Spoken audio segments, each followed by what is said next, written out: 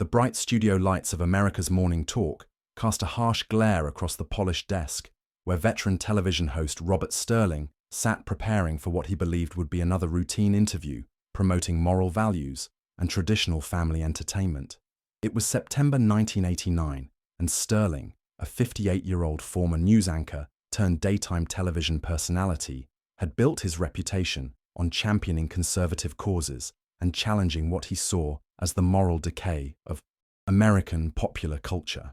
His show regularly featured segments condemning rock music, violent movies, and anything else he deemed harmful to the nation's youth. Today's guest was supposed to be Dr. Patricia Morrison, a child psychologist who had written extensively about the negative effects of heavy metal music on adolescent behavior. But at the last minute, Sterling's producers had arranged what they called a surprise edition to create more compelling television. Ozzy Osbourne himself, the 40-year-old solo artist and former frontman of Black Sabbath, who Sterling held personally responsible for corrupting an entire generation of American teenagers. The setup was clearly designed to be an ambush. Sterling had spent weeks preparing his attack, compiling statistics about teen suicide rates, drug use, and rebellious behavior that he planned to lay squarely at the feet of heavy metal music in general and Black Sabbath in particular. He had no doubt that he could intellectually dismantle a rock star who was probably still struggling with the effects of decades of substance abuse. If you're enjoying this incredible confrontation, please subscribe to our channel and hit that like button. It helps us bring you more amazing moments from television history. Ozzy walked onto the set wearing a simple black suit and tie, looking surprisingly dignified for someone who had spent the better part of 2 decades cultivating an image as the Prince of Darkness. At 40, he was beginning to show signs of maturity that contrasted sharply with his wild reputation. His hair was neatly styled, his posture was confident, and his eyes were clear, a far cry from the chaotic figure many people expected to see stumble onto the stage. "Welcome back to America's Morning Talk," Sterling began with his trademark authoritative tone. "I'm joined now by Dr. Patricia Morrison, child psychologist and author of Protecting Our Children from Musical Violence, and by Ozzy Osbourne, the solo artist and former lead singer of the heavy metal band Black Sabbath." He turned to face Ozzy with barely concealed hostility. "Mr. Osbourne, I want to start with a very direct question. How do you respond to the mounting evidence that your music, and heavy metal in general, has literally damaged an entire generation of young people?" The accusation hung in the air like a challenge. Dr. Morrison nodded approvingly from her chair, clearly expecting to witness the systematic destruction of everything Ozzy represented. "Damaged a generation," Ozzy repeated quietly, his Birmingham accent making the words sound almost gentle. "That's quite an accusation, Mr. Sterling. Can you be more specific about what you mean?" Sterling leaned forward aggressively, clearly energized by what he saw as an opportunity to make his case. "I mean exactly what I said. Since you emerged with Black Sabbath in the early 1970s and continued through your solo career, we've seen dramatic increases in teen suicide rates, drug use, violence, and rejection of traditional moral values. Your music promotes darkness, rebellion, and anti-Christian themes that have poisoned young minds across America." "I see," Ozzy said calmly. "And you believe there's a direct causal relationship between our music and these social problems?" "Absolutely," Sterling declared. "Your songs glorify Satan, promote drug use, and encourage young people to reject authority and embrace destructive behaviors. You've created a cult of darkness that has infected millions of impressionable teenagers." Dr. Morrison chimed in supportively. "The psychological research is quite clear that exposure to aggressive, antisocial music can reinforce negative behavioral patterns in adolescents who are already struggling with identity formation and peer pressure." Ozzy listened to both speakers with patient attention, then surprised everyone by nodding thoughtfully. "You know what? You're absolutely right about one thing. Music is incredibly powerful, and it can definitely influence people's thoughts and behaviors." Sterling's eyes lit up, thinking he had scored an easy victory. "So you admit that your music has had negative effects on young people?" "I didn't say that," Ozzy replied calmly. "I said music is powerful, but I think you've fundamentally misunderstood what our music actually says and who it actually reaches." He shifted in his chair, his demeanor becoming more engaged and articulate than Sterling had expected. "Mr. Sterling, let me ask you something. Have you actually listened to our music? Not just read about it or heard snippets taken out of context, but really listened to the lyrics and understood what we're trying to communicate?" "I've heard enough to know," Sterling began dismissively. "That's what I thought," Ozzy interrupted gently. "Because if you had really listened, you'd know that most of our songs aren't promoting darkness. They're warning against it. They're not glorifying Satan. They're describing the horrors of evil and the importance of resisting it." Sterling looked taken aback by the articulate response. This was not the bumbling rock star he had expected to easily dominate. "Take our song War Pigs, for example," Ozzy continued. "It's not pro-war, it's anti-war. It condemns the politicians and generals who start wars while sending young people to die. It's actually a deeply moral song about the evils of using violence for political power."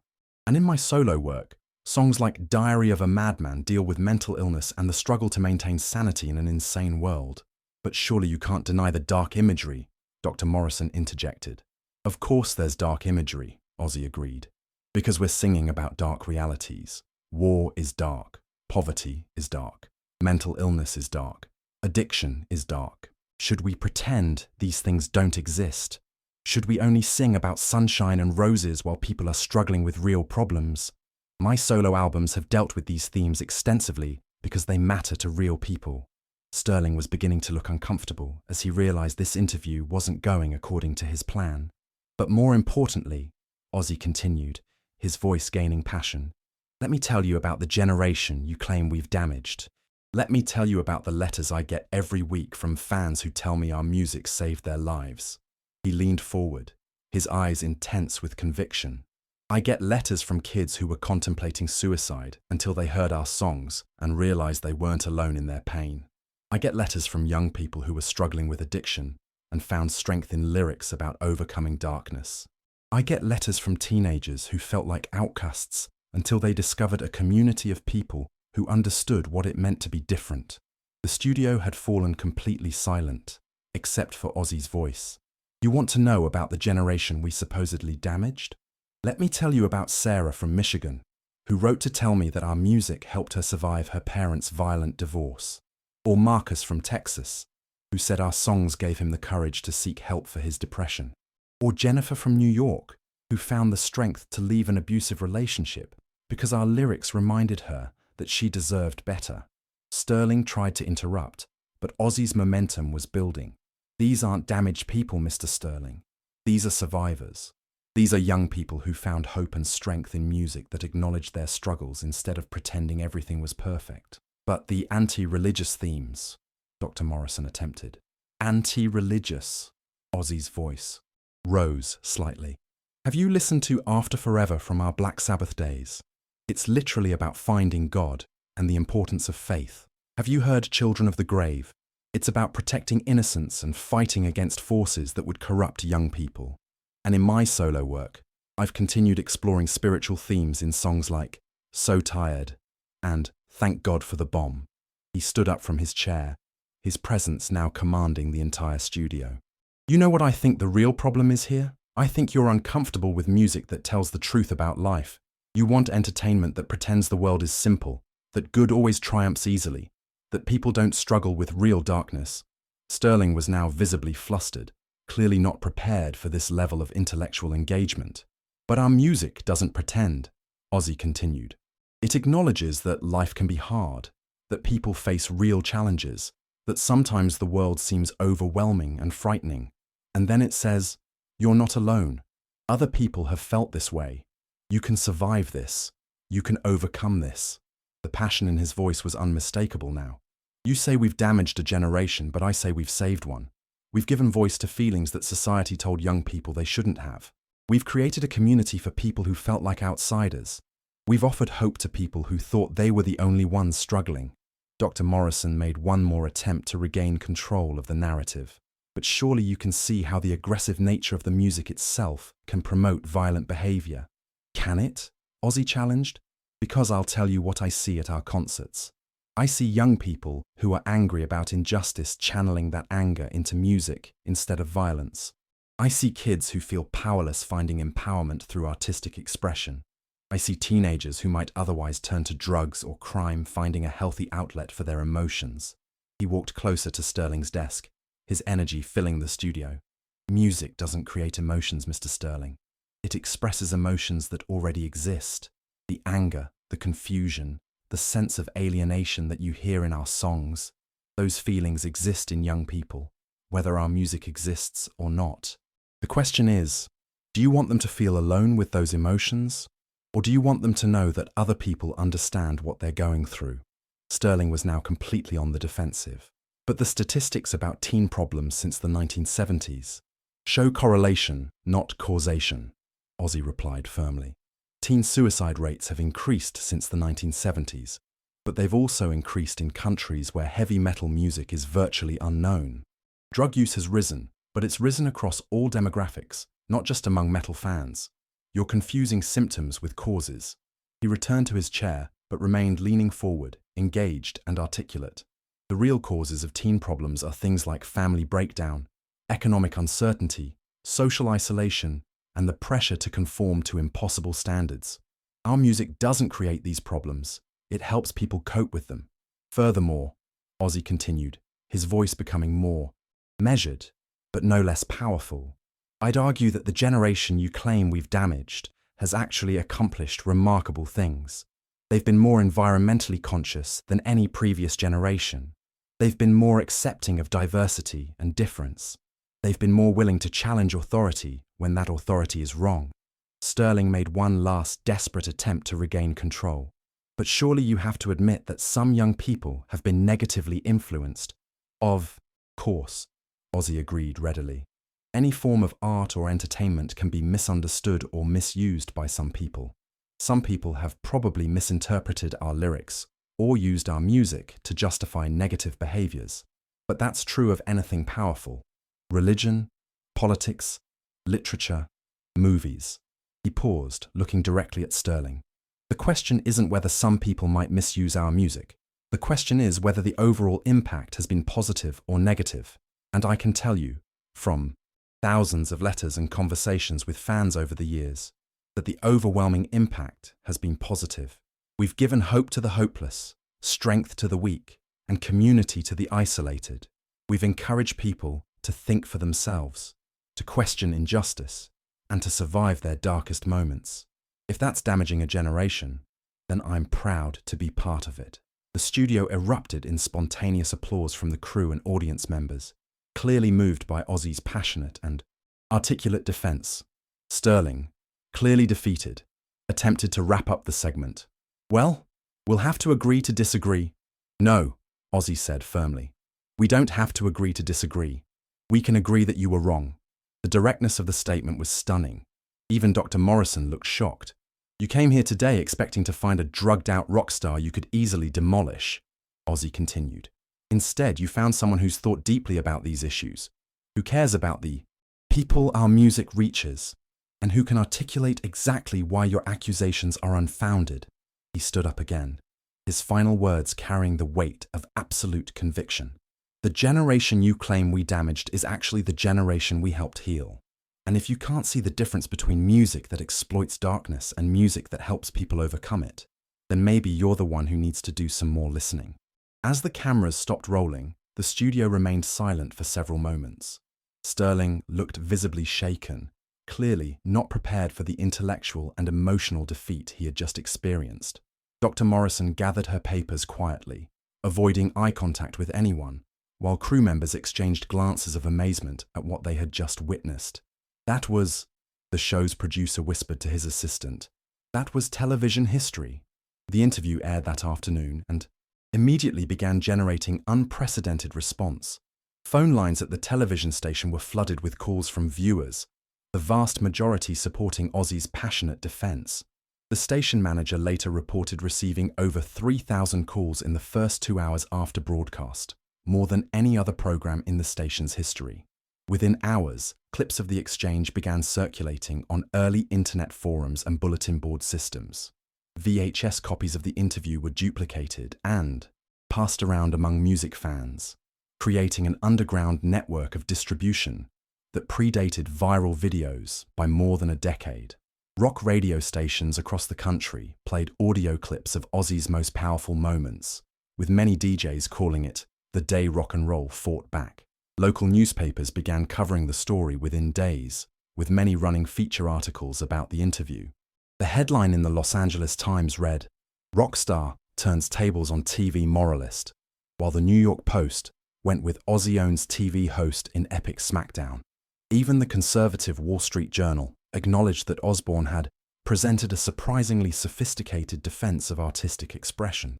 Rolling Stone magazine put Ozzy on the cover the following month with the headline, "The Articulate Prince of Darkness," featuring an in-depth interview about the television appearance and its aftermath.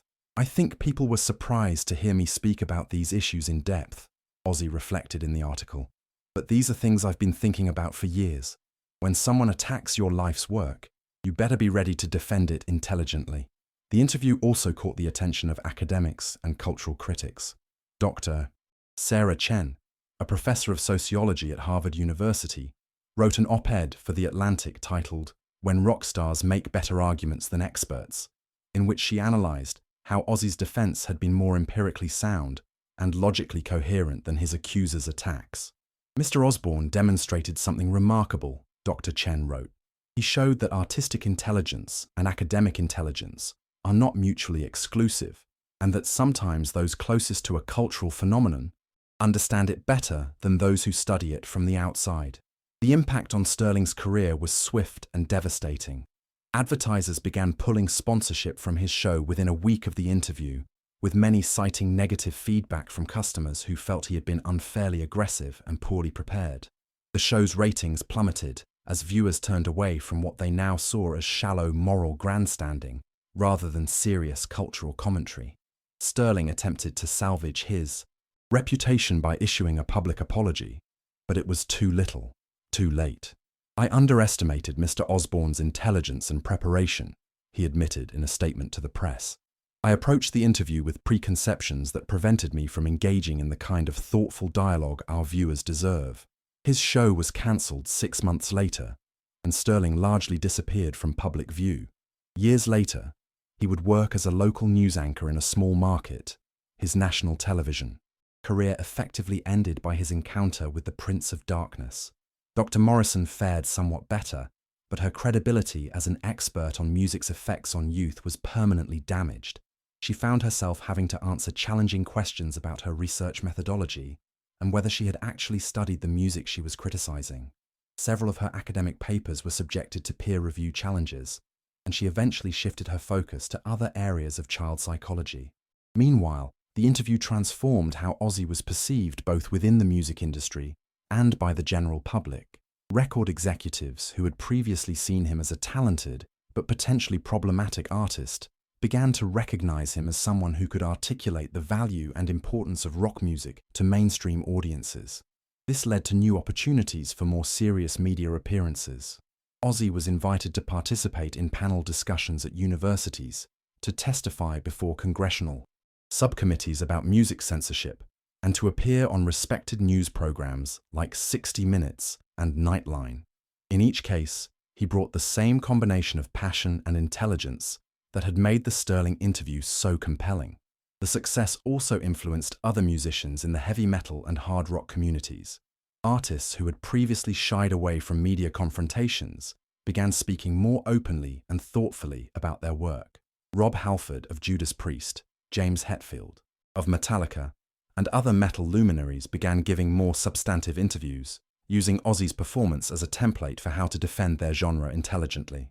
"Ozzy showed us that we don't have to accept being caricatured," Metallica's Lars Ulrich said in a later interview. "We can fight back with facts, with passion, and with the truth about what our music really means to people."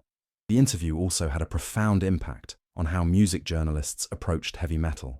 Critics who had previously dismissed the genre as mindless noise began listening more carefully to lyrics and examining the actual messages within the music. Several major publications began running more serious analyses of metal albums, treating them as legitimate artistic expressions rather than just noise pollution.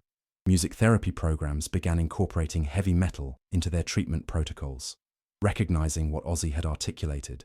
that the music could be genuinely helpful for people dealing with trauma, depression, and other emotional challenges. Dr. Michael Roberts, a music therapist in Los Angeles, credited the interview with helping legitimize the therapeutic use of harder musical styles. Mr. Osbourne's defense of his music's positive impact opened doors for us to use similar music in clinical settings, Dr. Roberts explained. We found that adolescents dealing with anger and trauma often responded better to metal music than to traditional therapeutic music because it validated their emotional experience rather than trying to immediately calm them down. The fan response was overwhelming and deeply personal.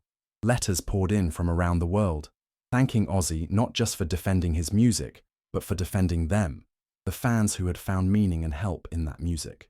Many of these letters were more articulate and moving than anything critics had written about the genre. A particularly powerful letter came from a young woman named Lisa Thompson from Ohio. "Dear Mr. Osbourne, I watched your interview with that TV host, and I cried because you said everything I've been trying to explain to my parents for years. Your music didn't damage me, it saved me. When I was being bullied at school and felt like nobody understood what I was going through, your songs reminded me that other people had felt the same pain and survived it. You gave me hope when I had none." Similar letters arrived daily, creating a massive archive of testimonials about music's positive impact. Ozzy began saving these letters and eventually donated them to the Rock and Roll Hall of Fame as documentation of heavy metal's cultural significance. The interview also sparked academic research into the actual effects of heavy metal music on its listeners. Several longitudinal studies were launched to examine whether metal fans showed higher rates of antisocial behavior, depression, or other negative outcomes. To the surprise of many researchers, the studies generally found that metal fans were no more likely to exhibit problematic behaviors than fans of other musical genres, and in some cases showed higher levels of emotional intelligence and stress resilience. Dr. Jennifer Martinez, who led one of these studies at UCLA, published her findings in the Journal of Music Therapy. Our research suggests that heavy metal music serves a valuable emotional regulation function for many listeners. Rather than creating negative emotions, it appears to help people process and cope with negative emotions they're already experiencing. The interview became a case study in communications courses at universities across the country, used as an example of how preparation, authenticity, and passionate conviction could overcome institutional bias and media manipulation. Journalism schools began teaching it as an example of how not to conduct an interview, while rhetoric professors used it to demonstrate effective persuasive speaking. 5 years after the interview, Ozzy was invited back to America's Morning Talk, now under new management and with a different host, to discuss how the music industry had changed. The new host, Maria Rodriguez, opened by acknowledging the famous previous interview. "Mr. Osbourne, 5 years ago, you had a rather memorable exchange with our former host about the impact of your music. Looking back, how do you feel about that moment?" "I'm grateful for it," Ozzy replied. "It forced me to articulate things I'd been feeling for years, but had never put into words. It also showed me that people were ready for more honest conversations about music and its role in people's lives. Has anything changed in how heavy metal is perceived since then?" "Absolutely. We're still not mainstream, and we probably never will be, but we're taken more seriously as artists.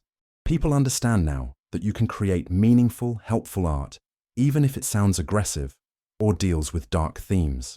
The interview also had an unexpected impact on Ozzy's songwriting. His subsequent albums showed greater lyrical depth and more explicit messages of hope and resilience. Songs like "Mama, I'm Coming Home" and "See You on the Other Side" reflected his newfound confidence in metal's ability to provide comfort and guidance.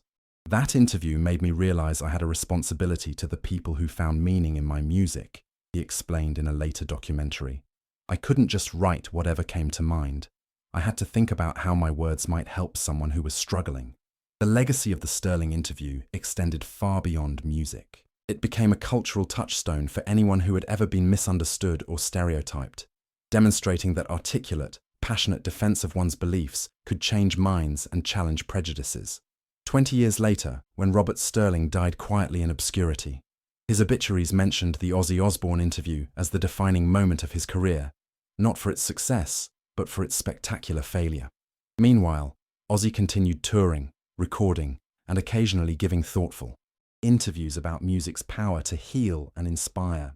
The interview clips continued to circulate online as the internet evolved, introducing new generations to the moment when the Prince of Darkness proved that intelligence and articulateness could come from the most unexpected sources. It remained a powerful reminder that truth, when spoken with passion and conviction, could triumph over prejudice and ignorance. Years later, when asked about his most important career moments, Ozzy would often cite not a particular album or concert, but that September morning in 1989, when he defended not just his music, but everyone who had ever found hope, strength, or community in the songs that society had dismissed as mere noise. That day wasn't about winning an argument, he would reflect. It was about standing up for every kid who ever felt saved by rock and roll, every teenager who found understanding in a guitar riff, every young person who discovered they weren't alone in their struggles. Sometimes the most important performances happen not on stage, but in moments when you have to defend what you believe in. Thank you for reading this incredible story about standing up for artistic integrity and the transformative power of music. If it moved you, please subscribe to our channel and hit the like button. It helps us continue sharing stories that remind us of the importance of looking beyond surface appearances to understand the real impact of art on people's lives. Thank you for reading this incredible story about standing up for artistic integrity and the transformative power of music. If it moved you, please subscribe to our channel and hit the like button. It helps us continue sharing stories that remind us of the importance of looking beyond surface appearances to understand the real impact of art on people's lives.